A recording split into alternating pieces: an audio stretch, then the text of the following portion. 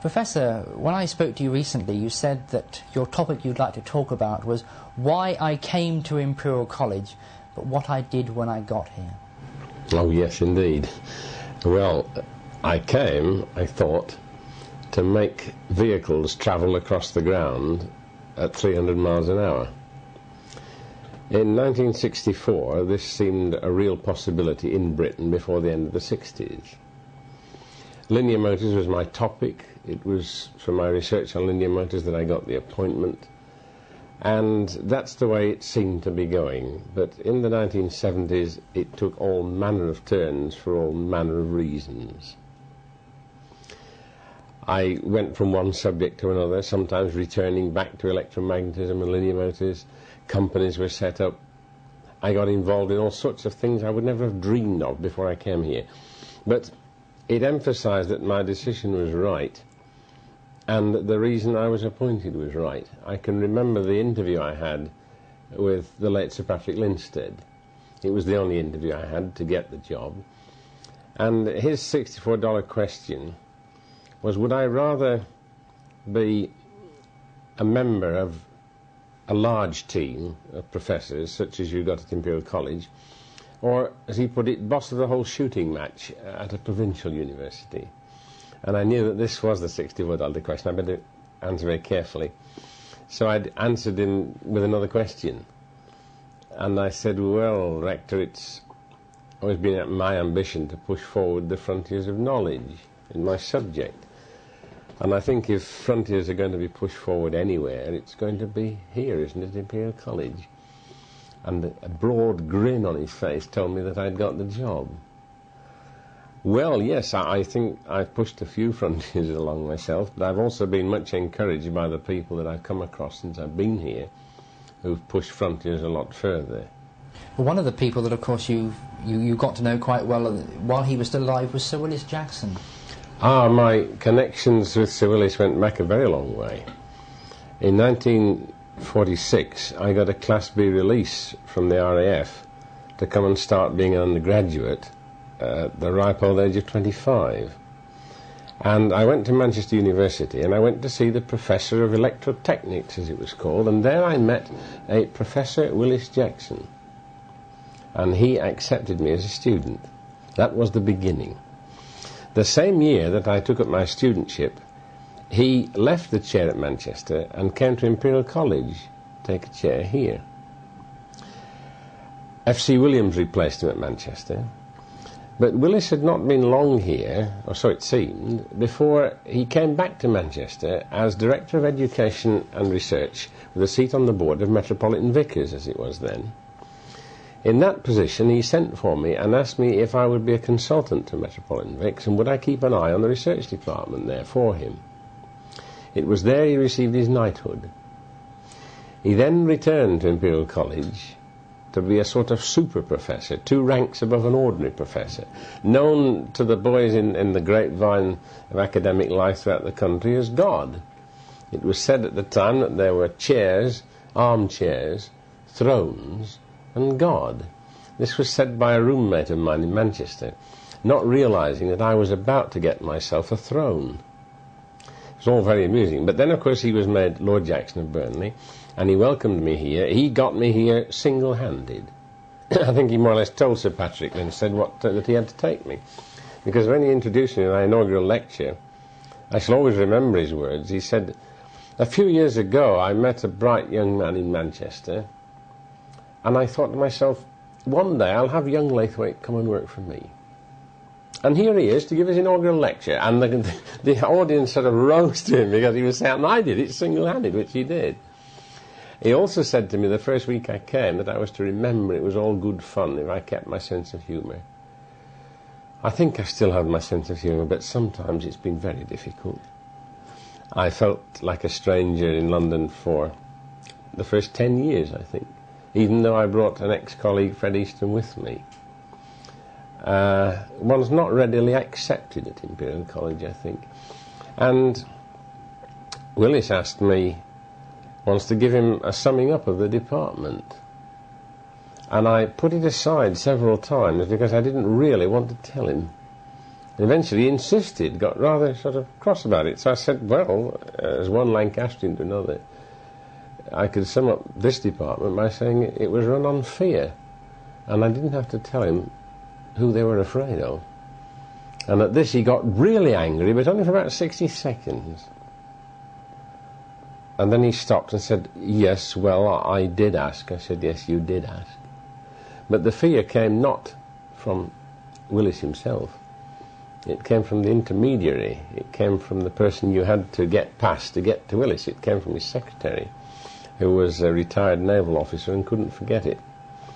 And if Willis said that he wanted to see Eric Laithwaite about some trivial matter, then his secretary forgot to tell me what he wanted to see me about. And all that came down was, Sir Willis would like to see you in his office on October 13th at 3:30 p.m.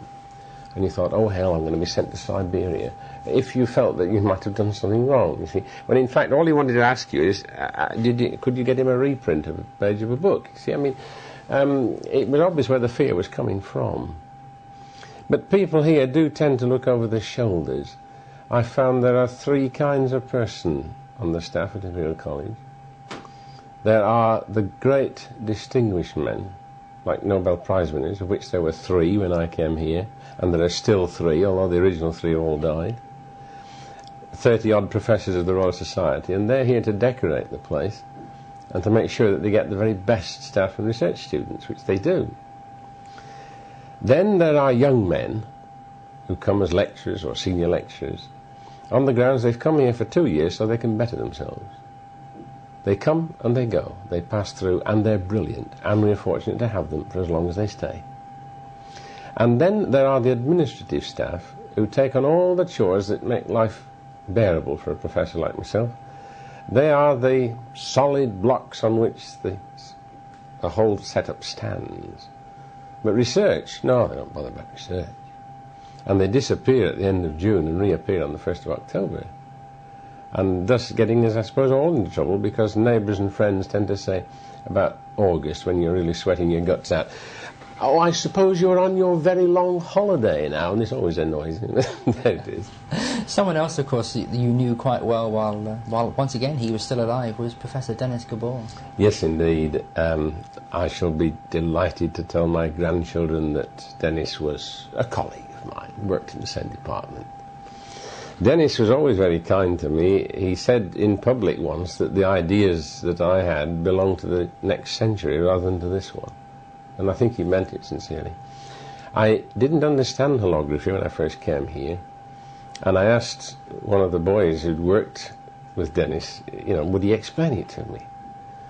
Looking over his shoulder first left and right, he said he'd never known. So I said, but God, man, you worked with him. He said, I never dared ask him. I said, that is exactly the situation that I'm in, because I wouldn't want Dennis's opinion of me to go down. Willis's words about him, I think, were that some people didn't tolerate fools gladly. Dennis didn't tolerate anybody gladly. He couldn't get anyone to work for him. He worked alone. I mean, if they didn't please him, he called them fools, dolts and idiots, and they would run away and not come back. And sometimes I think I might be going that way, because there are people now that won't work with me. And my wife says I must terrify people. I don't feel as if I do. The thing is, I get carried away with enthusiasm, and I tend to start shouting and waving my arms about and getting really excited, because if I didn't, I wouldn't do anything useful. And it can be misinterpreted, I know. But I hope I don't terrorise people. I mean, Dennis didn't really. I remember the first day I went to my first heads of section meeting, and Dennis came in last with Sir Willis, and Sir Willis said to me, now, Eric, you see what sort of reprobates you've got yourself landed with as colleagues. Whereupon immediately Dennis said, splendid fellows, Willis, all of them, splendid fellows. Dennis was from mid-European extraction. He could have come straight from Transylvania, because he had the accent. He had a magnificent pair of eyebrows that he used to flash up and down. And in his obituary, someone who knew him well said that his determination to master English idiom, together with his trouble with the language and his abundant use of his massive eyebrows, made him an obvious target for caricature and for imitation. And he said it is recorded that he once destroyed a senior lecturer, in brackets, now a learned professor, and I must confess I'd love to know who it was, by Dennis saying to him, "Come in, sit down, my boy. Now let me see you give your impersonation of me." That's enough to destroy anybody. Dennis was a great character.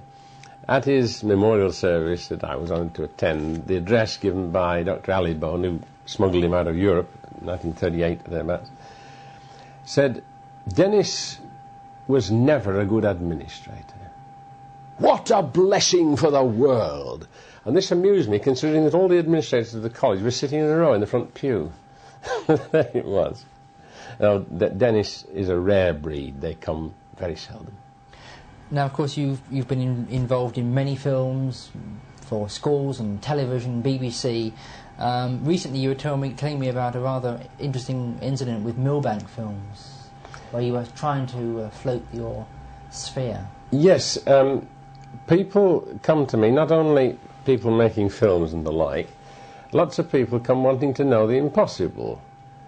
I was reminded of a story of an angler who got up early one morning to go and fish for salmon.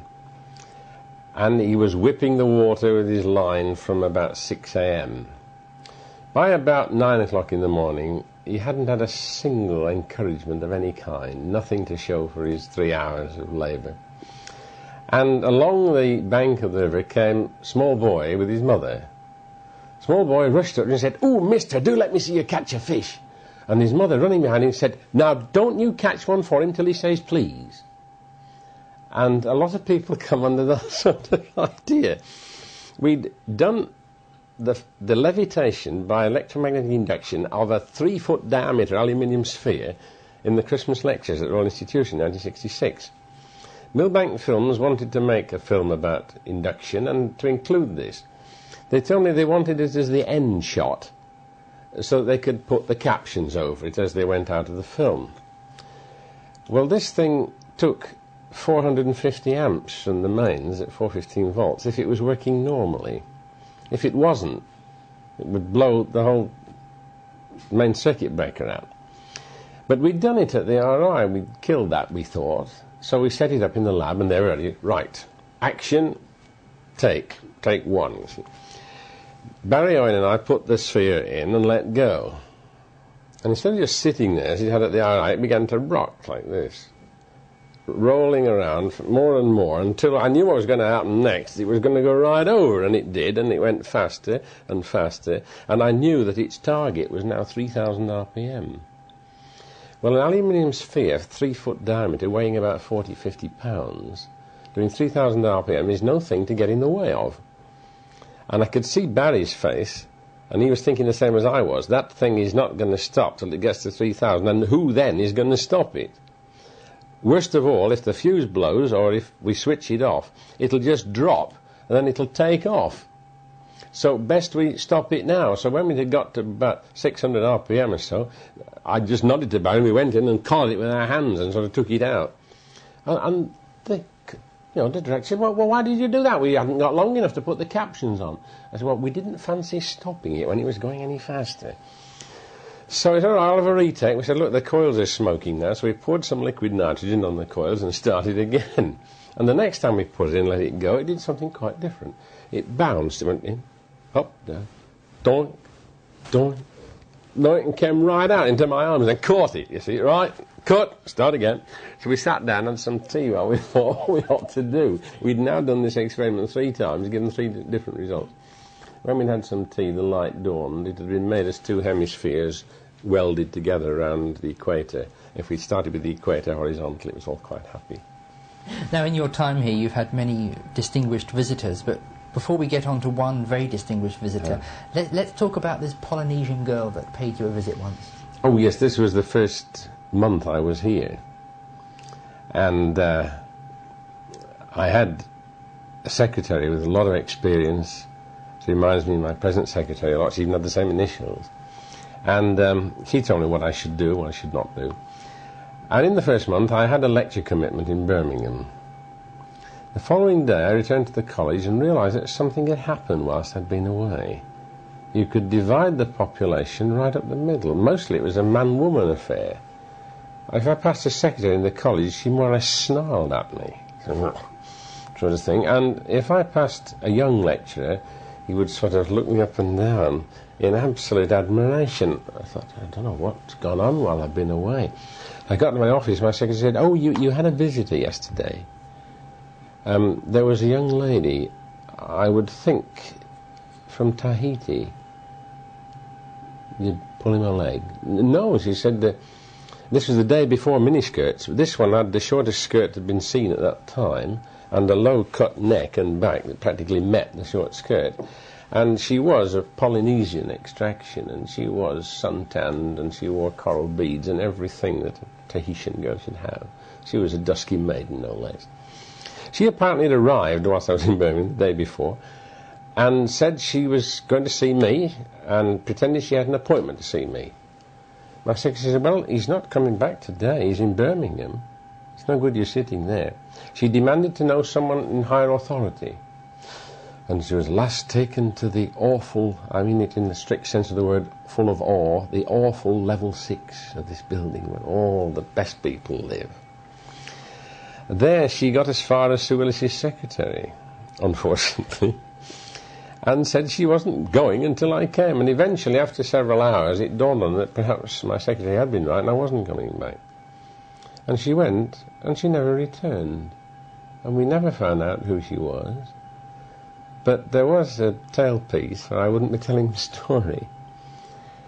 About a week later, my secretary said to me, "Thinking about that dusky maiden, you know," she said, "I had an idea.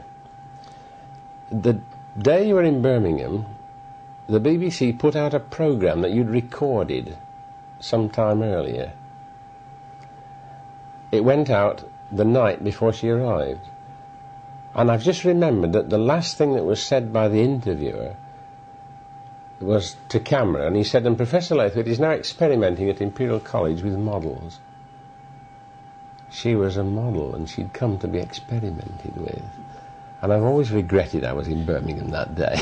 But it did no end of good, because, as I said, the younger end thought, what's he got that we haven't? He can bring this sort of visitor to the college. It wasn't the usual thing in a man's world, no. Well, someone you did have not so long ago as a visitor was Prince Charles. Tell us about that visit. Well, Prince Charles came at his own request. He'd seen the Christmas lectures at the Royal Institution in 1974. And my wife and I were invited to a party at Buckingham Palace beginning at 10 o'clock in the evening.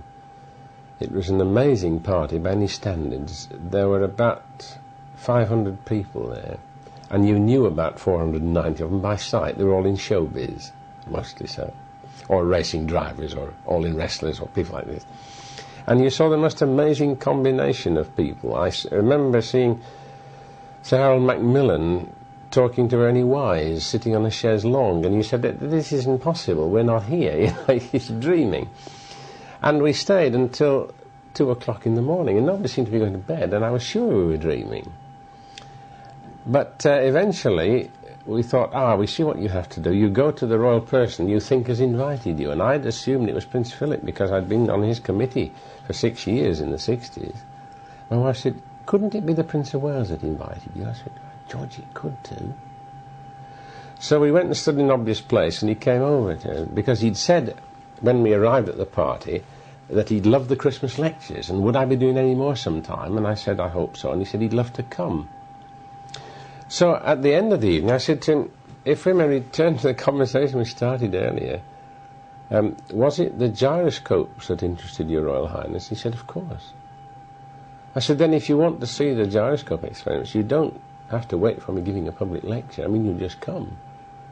He said, "Great, how about March the 6th? And the date was then February the 11th. And I thought, well, now I know I'm dreaming, because he can't make appointments like that without his diary and his secretary with him. Unless, my God, you know, I'd have done something terribly wrong if I'd not asked him, which I would. because he had the date already. He said, all right, about 3 o'clock in the afternoon. And so it was that he came and saw the gyroscopes. Now, the authorities, meanwhile, I had to go and tell the authorities, in particular, we'd just got our new rector. Lord Penny had retired, and Sir Brian Flowers, he was then, just taken up the rectorship, and so I had to go and see him almost the first week he was here and tell him that the Prince of Wales was paying an unofficial visit. And he said, yes, well, there is a precedent for this sort of thing. Princess Margaret once arranged to come at short notice, and we had an emergency meeting of the Board of Governors, and we entertained her to lunch, and I said, Rector, stop. I don't want you to think I'm telling you how to run your business, and it wasn't my idea that he should come. He invited himself, as it were. I said, but with the best will in the world, he doesn't want to meet the rector or the governing body, and he just wants to come and see the experiments and go, because I think it's his afternoon off. But by all means, find out. He said, I'll have the secretary ring the palace. And the palace said, no, he doesn't want to meet the governing body, he just wants to come. So it was a highly top secret thing, because if the students had got to know, they'd have had their closed circuit television going, they'd have had all the lights and the razzmatazz. So I kept him with his back to the second year lab that was being run, and no student recognised him from the back. It was fantastic. I was also told from on high that I wasn't to ask him to manipulate the £50 wheel, which you can lift above your head if you know how, with one hand, or almost on your little finger.